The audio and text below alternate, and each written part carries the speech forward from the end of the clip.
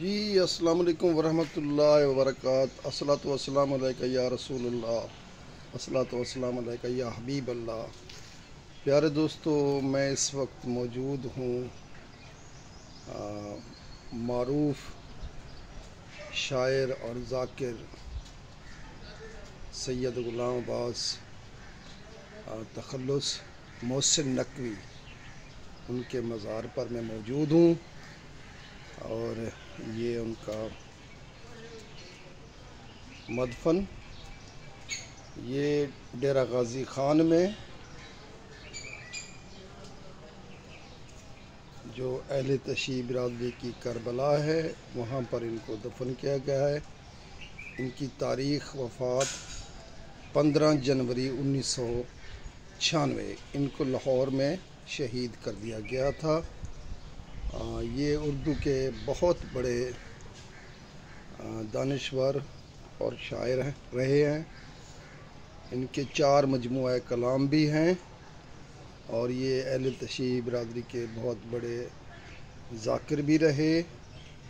ان کا ایک شعر مجھے بہت اچھا لگا جو ان کے کتبے پر لکھا ہوا ہے۔ میری سماعت فرمائیے۔ عمر اتنی تو عطا کر میرے فن کو خالق، عمر اتنی تو عطا کر میرے فن کو خالق، میرا دشمن میرے مرنے کی خبر کو ترسے۔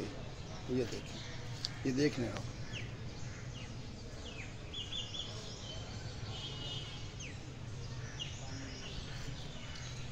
یہ ان کا مزار، چونکہ میرا تعلق بھی لکھنے لکھانے سے ہے، اردو ادب سے ہے، میں بھی ایک شاعر ہوں۔ میری 3 تصانیف مجموعہ کلام آ چکے ہیں، اور محسن نقوی صاحب کے 4 مجموعہ کلام تھے۔ یہ ان کا مزار،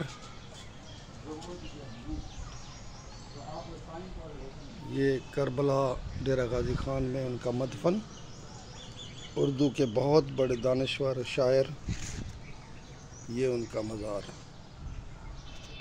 اللہ پاک ان کو کروٹ کروٹ جنت نصیب فرمائے۔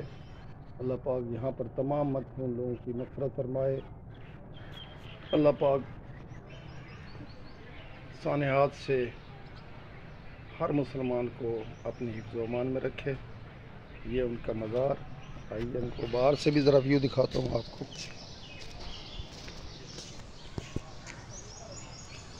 یہ دیکھیں جناب، یہ دیکھیں، یہ مزار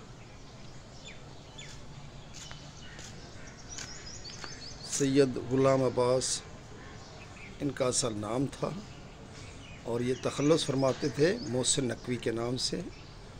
یہ 1996 میں 15 جنوری کو ان کو لاہور میں گولیوں سے چھلنی کر دیا گیا۔ یہ شہید ہو گئے تھے، اور یہ ان کا مزار ہے۔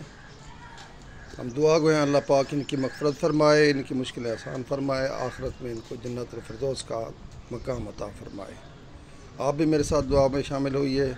اللہ آپ کا حامی و ناصر ہو۔ اللہ حافظ و ناصر۔